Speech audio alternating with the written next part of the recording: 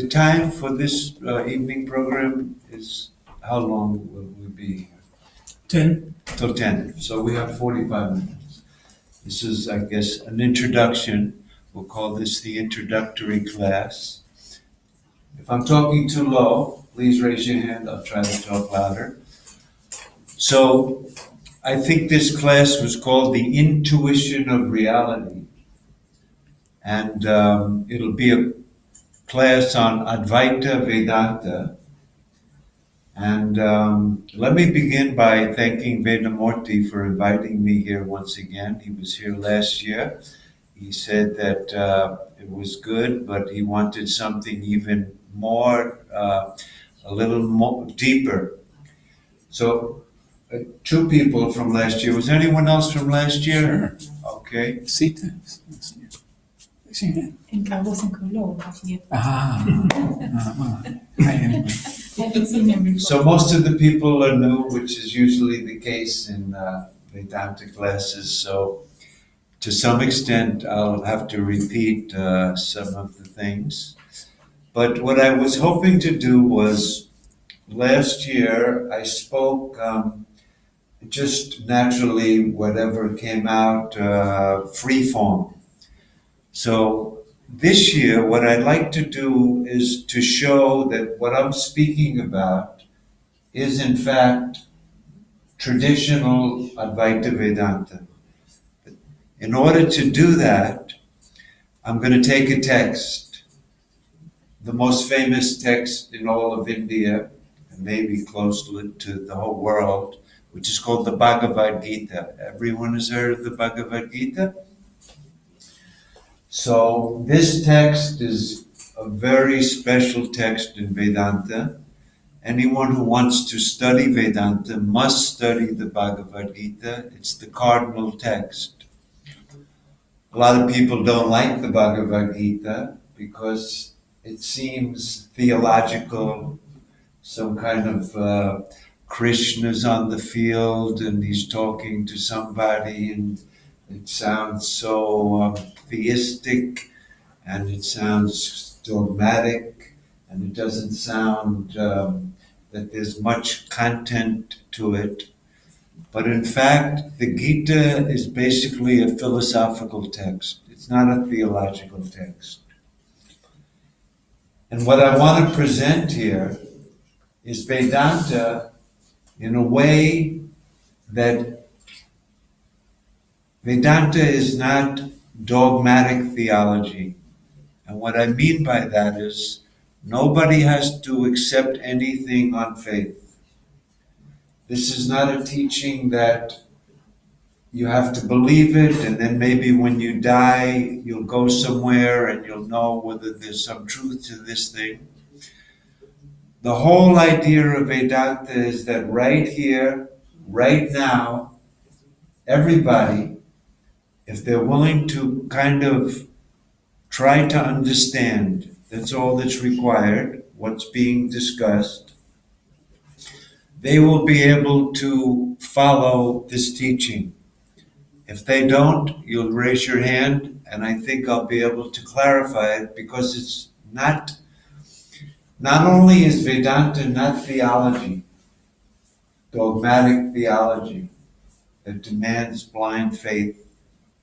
It's not mysticism. Vedanta is not mysticism. What I mean by mysticism is you don't need to get any kind of trance, any magical state. You don't have to see any lights. You don't have to get into some type of new state that you're not in yet. I haven't had any special state that you guys haven't had. I'm teaching this not because I have some special experience. Normally, Vedanta is presented that the guru, the teacher, not very often, the teacher presents himself as though he's gotten some kind of special thing. Usually they call it samadhi. They got samadhi. And because of that, they know something you don't know. And if that's the case, then you guys will have to get samadhi to know what I know. So the best I could do is tell you how to get samadhi. Then you guys go back to your room and do whatever, meditate and get samadhi. Vedanta has nothing to do with any of that. There's big problems with mystical states because you can have a Christian mystic who's had a mystical experience and tells you that Christianity is the correct thing. You can meet a yogi in India who claims that he had an experience and he knows that everything is empty. You can meet another yogi, he got samadhi, and he realizes that he is one with God, he claims. So how do we determine? We haven't had that samadhi. We have to believe it. It's a dogma. And if two mystics come together, this guy says this and this guy says, on what basis will you decide who's the correct one? Vedanta is not mysticism. It's not based on any special mystical experience. What is it based on? Sarvatrika Anubhava. It's based on the common experience of everybody all the time, everywhere, regardless of whether you're from Germany, America, China, Philippines, whether you're a woman or a man or a what ethnicity you might have, or it's a universal teaching that applies to everybody equally, and it's based on everybody's common everyday experience. That means right here, right now, if you examine your experience, you'll either be able to say, yes, that's my experience, or you'll be able to say, that may be your experience, but that's not my experience. So if anybody feels like that, I'm going to encourage you to raise your hand and tell me, I don't know what you're talking about, because that's contradictory to my experience. The teacher can't say anything that is not in accordance with your experience. That's a unique feature of this teaching. It's not religion. It's absolutely not religion. Religion is a blind belief. And once I believe something and another religion believes something, that's it. You see what the world is like because of religion. Religion is probably one of the greatest defects that has ever hit the planet. I don't think anything has caused more pain than dogmatic theology. So I want to distinguish what I'm saying here today from any type of religion or some type of mystical woo-woo, called a woo-woo. That means cosmic consciousness that you haven't had, or some crazy thing that people claim. All right, so that's the framework. So the way I'm going to present this teaching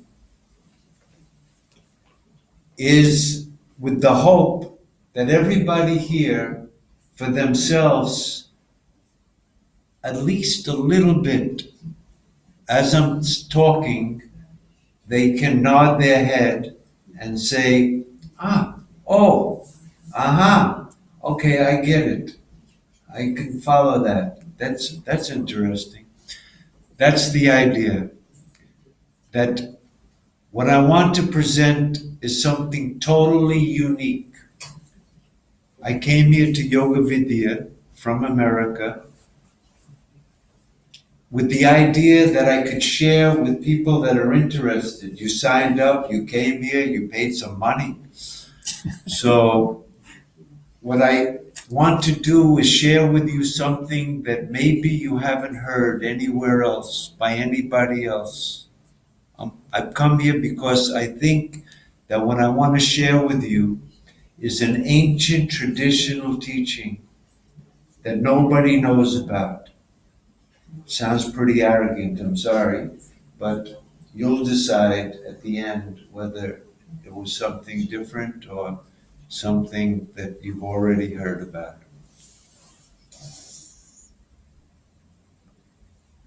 This is called the Asadharana Dharma, the unique teaching of Vedanta. So let me begin with just some fundamental ideas, which is this. The first thing that Vedanta teaches is that there's only one reality. One reality. In Sanskrit, they call that reality Brahman. It means the absolute reality.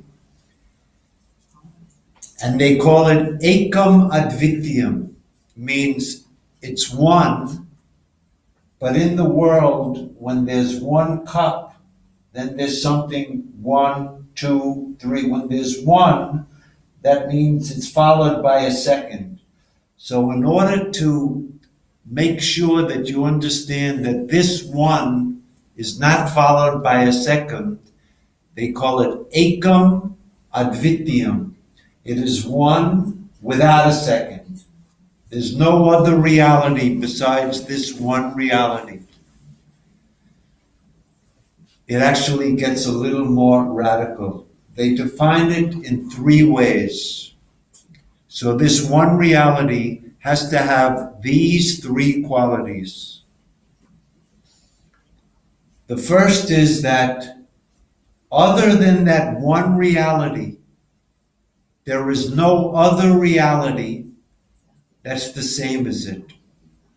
Let me give you an example. Suppose reality is an orange. You have one orange, that's Brahman. Other than that Brahman, that orange, there's no other reality, another orange. There's no 2 oranges. Other than that one reality, there's no reality that's the same as that reality. Number 1 definition. The second definition is, other than that one reality, there is no other reality that's different from it. There's no other reality that's the same as it, and there's no other reality that's different from it. And the third definition is, within that reality, within it, there's no duality, no multiplicity. Within it, there's not many. There's nothing outside of it, the same or different. And within that reality, there's no duality within it. Often it's understood that there's one reality in which everything exists. But that's not Vedanta. In that one reality, there's nothing that's existing other than that reality.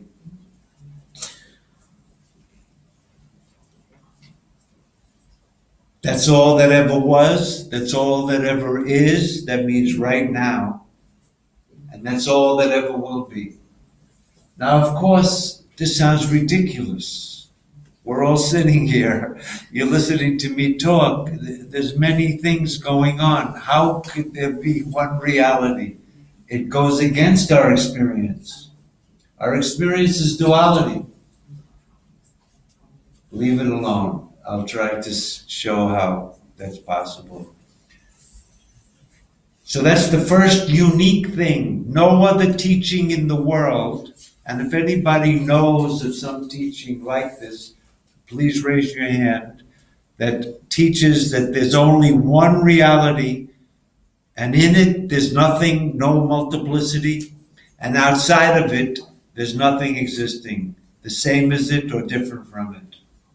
Does anybody know of anything? You know, if you think of theology, there's one God, he's absolute, but he created the world. And he rules over the world. Yeah, that's theology. But here, there's no creator because there's no creator, nothing created. Because it's one without a second. So it's not like that. then what else could it be? What teaching is even similar to this? You think about it, my claim is that nobody teaches this or believes this or understands it like this. But the problem with this is that, so what? Let's just say there is such a thing as this one reality without a second. What has it got to do with me? I'm in the world, I'm a little guy sitting on a chair here, and what has that got to do with me? So the second unique teaching about Vedanta is that one reality. Let me say one more thing about that one reality before, which is they call that reality Sat Chit Ananda. That one reality that in which there's no second is called Sat Chit Ananda. Let me just spend a second translating those words. Sat in Sanskrit means existence. So that reality is all that exists. Sat. But it doesn't exist like the cup exists or this room exists at some place at some time. Its existence beyond time and space. You can't even conceive of it. Anything that we think of as existing exists someplace and at some time. But this Sat is beyond time and space. Number one. It's called Chit. The word Chit means consciousness. But it doesn't mean like we think in the world, unconscious of that board, unconscious of something. It means consciousness bereft without any object. If you could take all the objects out of your consciousness, that's called Chit. Existence beyond time and space. Consciousness that has no objects. And Ananda. Ananda means bliss. The nature of this reality is bliss. But it's not the bliss that we think about in the world when I open that ice cream and I take that spoon, and as soon as the ice cream touches my tongue, happiness. Or when I desire something very intensely and I get that desire, happiness. But Ananda, bliss, is not caused by anything. It's the very nature of reality. It's the bliss of non-duality. When there's no second thing, when there's no fear, when there's no desire, when there's nobody who can hurt you, when there's no second thing, that's called Ananda. That's the bliss of non-duality. It's the very nature of bliss. So that's Brahman, Satchitananda. It's one without a second. There's no duality in it whatsoever. Okay. The second part of this teaching is that Satchitananda, that Brahman, is who you are. That is who you are. The teaching of Vedanta is that thing which is beyond time and space. You know, when something is beyond time and space, it can never change. Only something in time or space can change. That changeless awareness is who you are, your true nature. Who you really are, according to Vedanta, is that one non-dual reality. You are bliss. You are immortality. In fact, Vedanta says you are everything that you really desire. Everybody desires not to die. We're hardwired for it. Nobody in general. Of course, if you're suffering, you may want to end it. But that's only because you want to end the pain. You want to be happy. But we're all afraid of death. I'm immortal and I want to be immortal. That's our desire. The second thing we all desire, and please stop me. I'm talking. If someone says, no, I don't want any of that, raise your hand and we'll discuss it a little. The second thing I'm claiming that everybody desires is that we all want to be happy. We want to be happy. Nobody wants to be unhappy. It's natural. We all want to be happy. Nobody wants to die. And the third thing that we want is that we want to be free. We don't want to be limited. We don't want to be shackled. Everybody wants to be free, happy, immortal. And the whole teaching is that freedom, that immortality, that bliss is who you already are. What you're searching for is already what you are. But we don't know it. That's the second unique thing. That you are that. Everything that you're seeking for, that is your eternal nature. You are, in Sanskrit, you may have heard of this, it's called Tattvamasi, that thou art. Famous saying in the Upanishads. Has anyone heard of the Upanishads? Most people. So in the Chandogya Upanishad,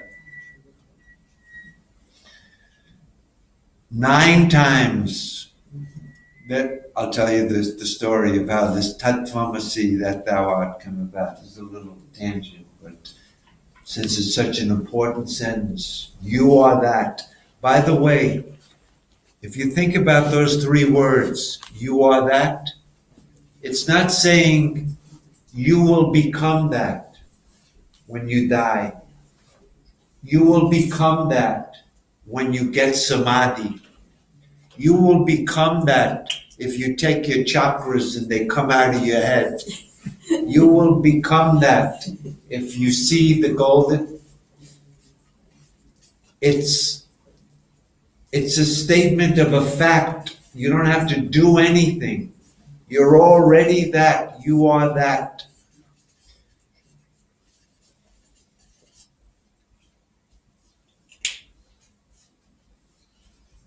The story is there was a son, and he goes to the father, and the father says, and the father was a very wise man, considered. His name was, I think his name was Aruni.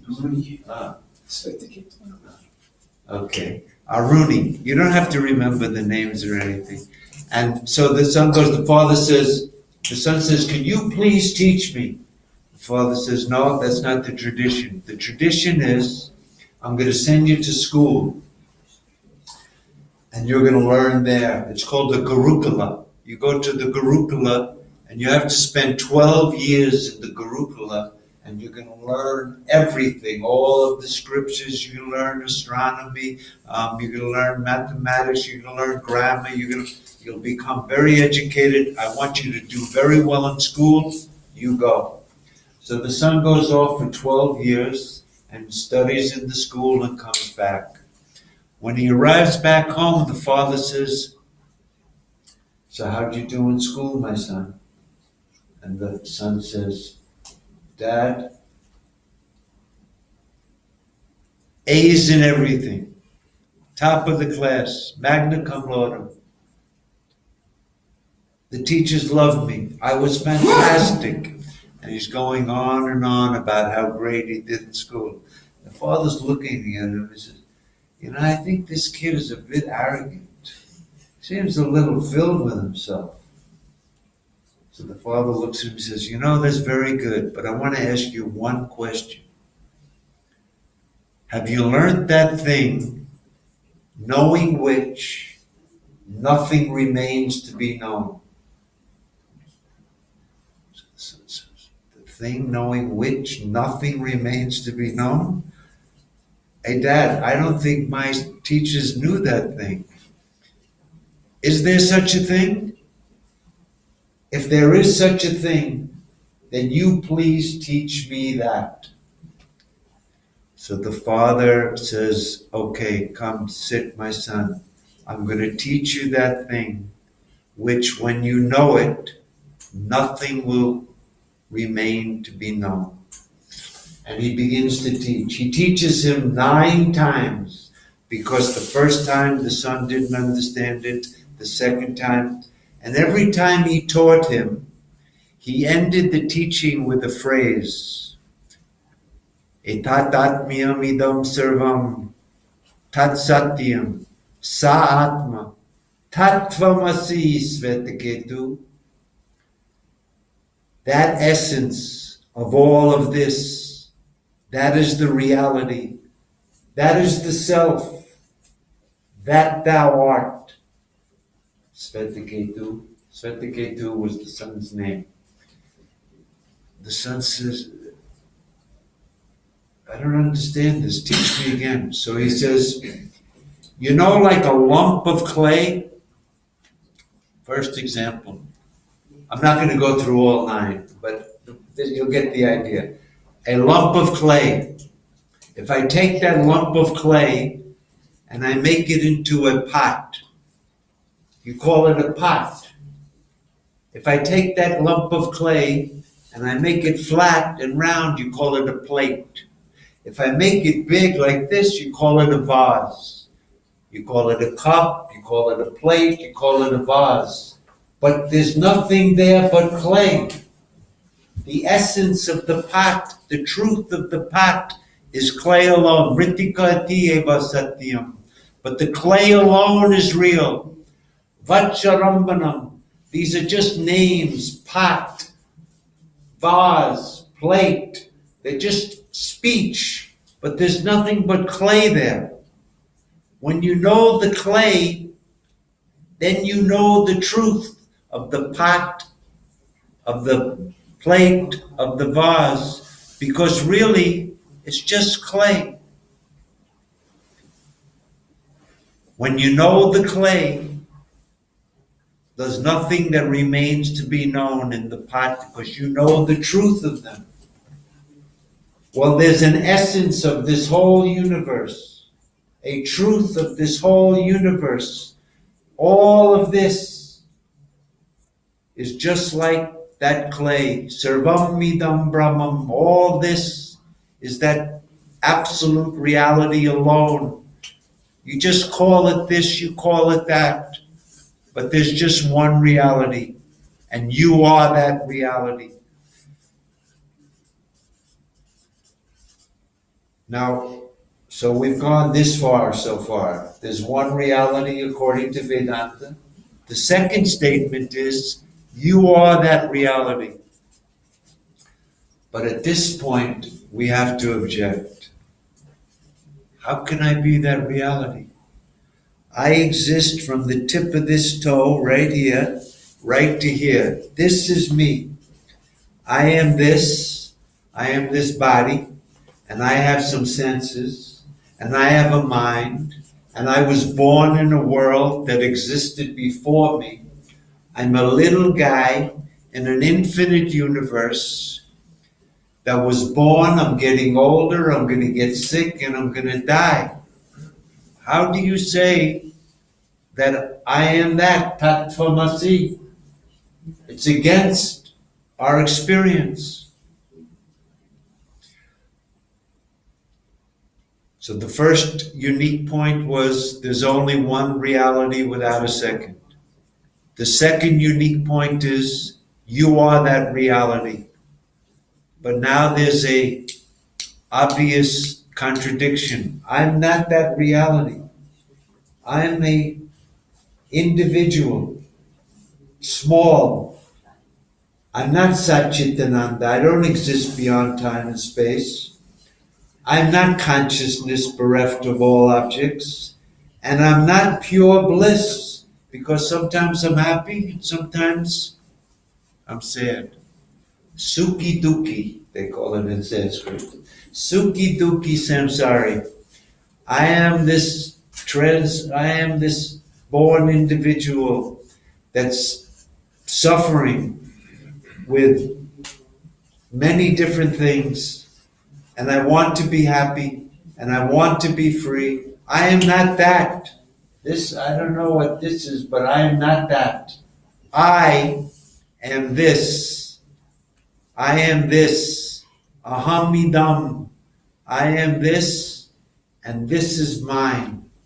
This is my house, my car, my wife, my money, my children. I am this, and this is mine. Ahamidam, amaidam. This is everyone's experience. So, I am not that.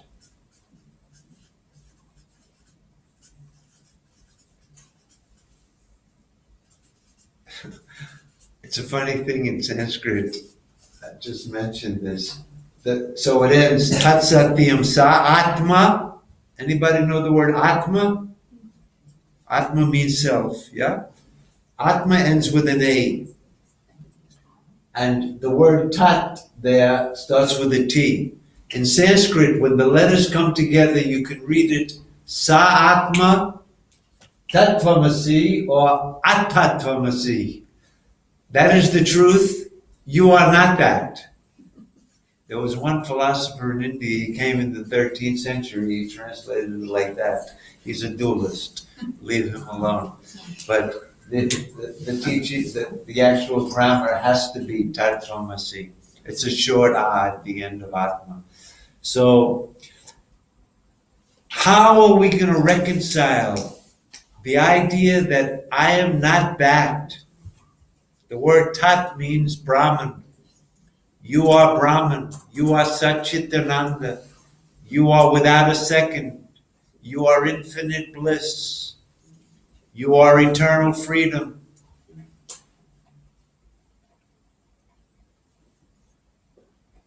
And here is how we have to understand this. This I notion that we all have about ourselves, in Sanskrit, it's called the ahamkara. Has anyone heard of this word, ahamkara?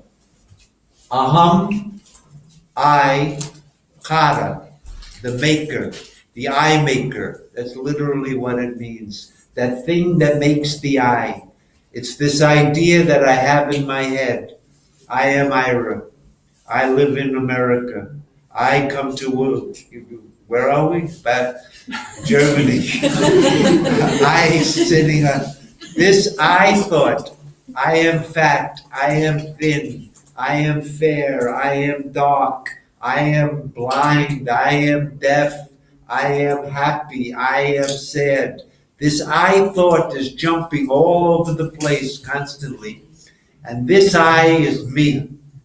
This is who I take myself to be. This I notion, ahamkara, they translate it into as ego. The ego. But the word ego is not a very good word, because there was a German psychoanalyst by the name of Freud. You've all heard of him. He was Austrian.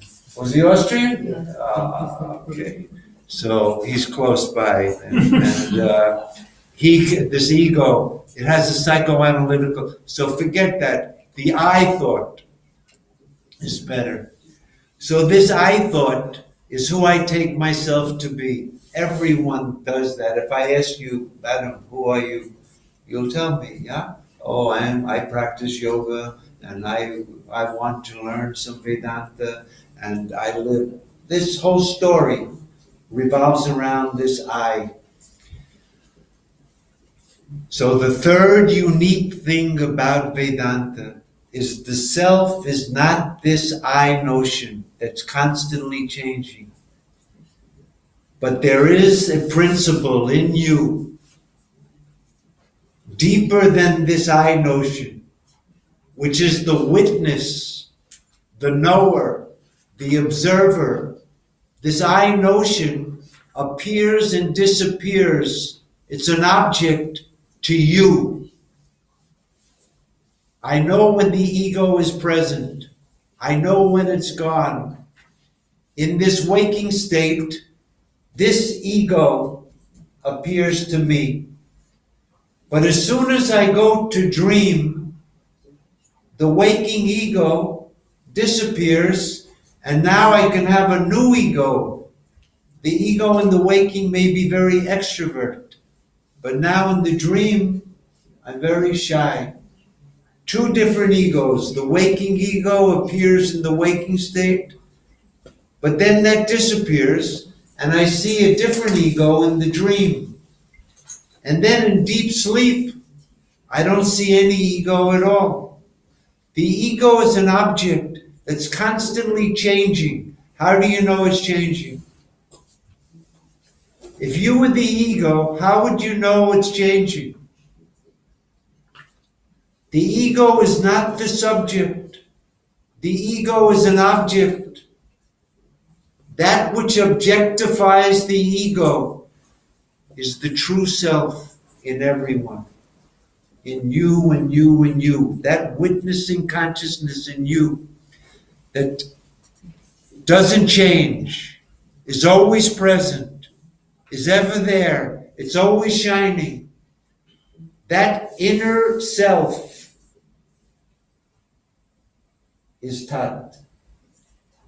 You are that. That inner witness in you is the non-dual reality. It's not in time. Why? It's the witness of time. It's not in space. Why? It's the witness of space.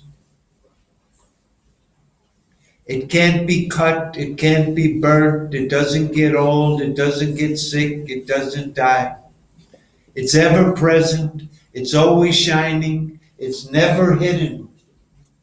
There's nothing closer to you because it's your own self. You can think everything away, and I suggest that you try to do this.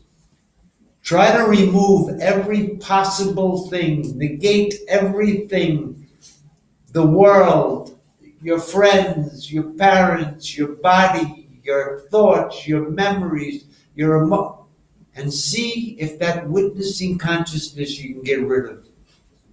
Try it. You'll be able to negate everything except the witness in which all of the negation is taking place. It's the witness of every thought. It's the witness of every perception. It's the witness of every state. And it's absolutely different than everything that it witnesses. When happiness arises, the witness is not happy. When sadness arises, the witness is not sad. When the body is cut, the witness is not cut. The subject can never be the object. They're as different as light and darkness. I am the eternal subject. That is my eternal nature. But because I don't know this, because I haven't recognized this, I've taken myself to be the object. I've taken myself to be I am this. I am this. But that I thought is just an object to me. I'm the subject in which the I appears and disappears. It's a little difficult to see how, if you look at your experience and you see that all the thoughts are appearing to me. Has anyone ever done Vipassana? You've heard of meditation, Buddhist Vipassana? So, and if you haven't, I'll just outline it. What you're supposed to do basically is to sit quietly and just observe whatever arises. Don't get attached to it. Whatever thought arises, whatever sensation, the feeling of the chair on your legs, the air moving through your nose, any sensations, just be aware of it. Any thought that arises, just let it arise. It abides, and then it goes. Then another thought arises. Who are these thoughts arising to? Me. Even the I thought is arising to me. When you say me, that's the Atma. That's the real self. That me never changes. It has no color. It has no shape. It has no qualities. It's called nirguna, without qualities. Any quality is something that's observed, but the observer has no qualities.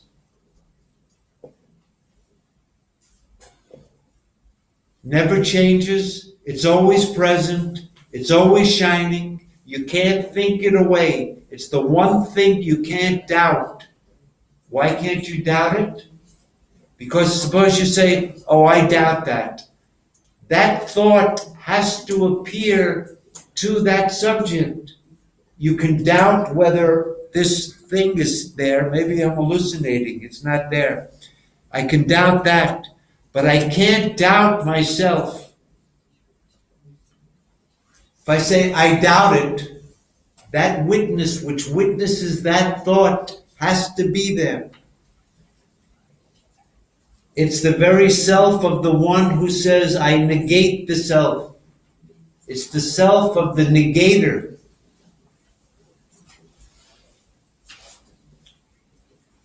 Does anybody have any idea what I'm talking about?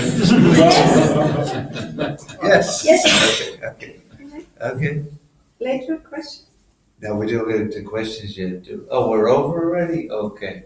5 minutes. Well, 5 minutes. Let me just finish this off here. So here we have it.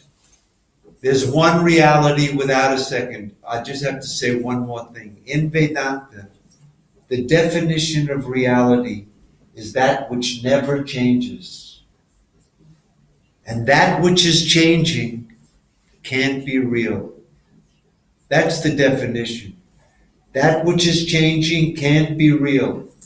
And that which never changes, that's the reality. Now you check your experience and you see what's changing and you see what's unchanging. It's in the Bhagavad Gita, the definition is na sato vidyate bhavaha, na bhavo vidyate sataha. For the unreal, that which is changing has no existence. And that which is real never goes out of existence. That witness in you, which is the witness not only of all your thoughts, it's the witness of your waking state. This is the hard part. If anybody gets this, you move up a notch. You can see kind of easy that you're the witness of all your thoughts. But are you able to see that you're the witness of your whole waking state? That the waking state, when you wake up every morning and the whole world appears to you, with all the people and the waking time and the waking space and the waking laws of nature and everybody, including this guy, he comes with the waking state too. You don't think that you're out of the waking state and this. When the waking state appears, this guy's in it. With his mind and his ego, he's in the waking state. And the whole state, with the time, space, causality, and me, this ego, appears in the waking state.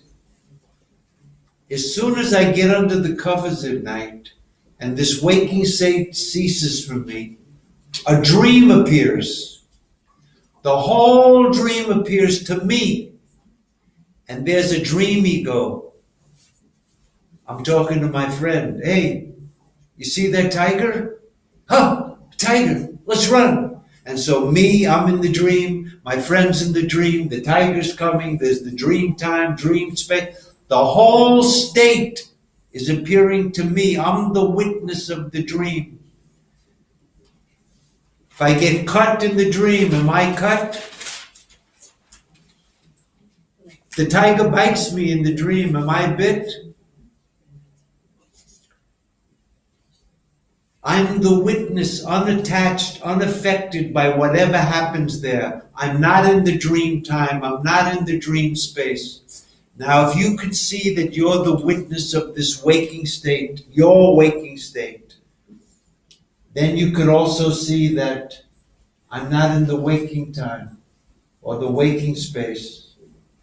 I am immortal, timeless bliss. I'm not in time. Time appears and disappears to me. Here's the hardest part. And everybody in this room has had the experience of waking in dream, yes? Has anyone not had that experience? So we're not talking about anything mystical here. Now I'm going to mention a third state that I assume everybody here has had, and that's called deep sleep. What do I mean by deep sleep? All I mean by deep sleep is when I'm not aware of the waking and I'm not aware of the dream. When they've both ceased, I'm not aware of anything. I'm not aware of anything. That's called deep sleep. No time, no space, no me, no other. I'm not aware of anything. Does that mean that I'm not aware in deep sleep? I'm the one who sees the appearance of the waking. I'm the one who sees the appearance of the dream. And I'm the one who sees their disappearance. How do I know nothing's appearing in deep sleep? Is it a guess? Is it an inference? Do I use logic? Or is it my experience? I knew nothing. That I, there's no ego. Who's the I? That consciousness which is there in deep sleep, which is there in waking, which is there in dream, which is there in sleep, which never changes in any state, is the unchanging reality. Not in time, not in space. That's the only reality. That's why it's called Ekam Advityam. It is one without a second. Because when the dream appears, there's no real duality there. It's just a dream. I'm the only thing that's there. And when the waking appears, I'm the only reality that's there. It appears and disappears to me. Everybody thinks the dream is private and the waking is common. Nobody sees my dreams, but everybody sees this board here. This is common. But is it really true? Does everybody see your waking state? Or are you the only one to whom your waking appears? See what your experience is. Does the whole waking world come and go with your waking state? Everybody agrees the dream world comes and goes with the dream state. But nobody thinks the waking world comes and goes with the waking state. Even when I'm not awake, this waking world is here. How do you know? Because when I wake up, it's the same world that I left the day before. Yeah? But in the dream, the same experience. It looks like the same world. It's your friend that you knew for 40 years. The whole thing follows in the dream. It's all real. In fact, it's not even a dream. It's waking. You take it as real. It's not till you wake up. They say, oh, it's a dream. This waking is just like a dream. It's not real from the point of view of you, the witnessing consciousness. They're both the same. They appear and disappear. When the dream comes, the waking is totally canceled. And when the waking comes, the dream is canceled. But that witnessing consciousness, which is always present, is you. That's the true self. That's what it means. You are that. That's the essence of Vedanta. And over the next course of time, I'm going to try to draw that out so that everybody can have a strong conviction in their own experience that, this is what they're getting at. And I'm going to do it on the basis of the Bhagavad Gita. What I just said tonight, I'm claiming, is the teaching of the Bhagavad Gita. There was no theology tonight. There was no mysticism that I just said. This unique teaching, that there's just one reality, and that's you. That you is the teaching of the Bhagavad Gita. It's not theology. In order to do this, we're not gonna, it's only, what is this, a 5-day program? So we're not gonna do the Bhagavad Gita. We're gonna do a small section of one chapter. It's chapter 13. And I have made copies of it, so I'm gonna hand it out so everybody will have it. And then we're gonna discuss that chapter to bring out what is this teaching and what do I have to do to realize it for myself. What does spiritual life really mean? What is spiritual life about? And why is it necessary? I'm that. Why do I need to do any spiritual practice? I'm that. We'll discuss that. Let's end the class with that. There'll be time for questions tomorrow. I ran over, okay? So let's just end it with this. I'm going to end it with that prayer that I think most of you know, Purnamada Purnamidam. Let me translate it for you and we'll say it. Because you may know the prayer, but you may not know the meaning of it. Purnamada, that is fullness. Tat, that reality is totally full and complete. It's called Purna. Purnamada, Purnamidam. This is fullness. This world is nothing but that same fullness. Purnamada, Purnamidam. Purnat, from that fullness, this fullness has come. Purnamadaya. Purnasya, of this fullness.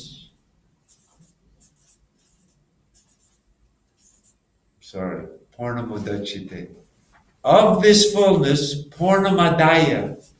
Take the fullness away. You remember when I said remove everything? Purnameva vashishyate. Fullness alone remains. That is fullness, this is fullness. From that fullness, this fullness came. Take this fullness away, fullness alone remains. So beautiful. Om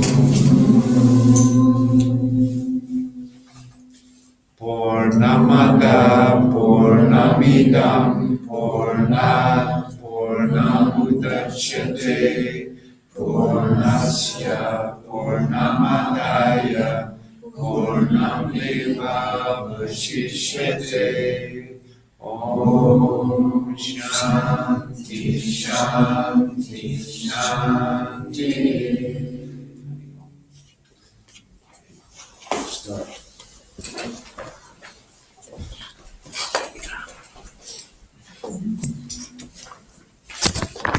'Die Sachen zu dir lassen oder alles aufräumen?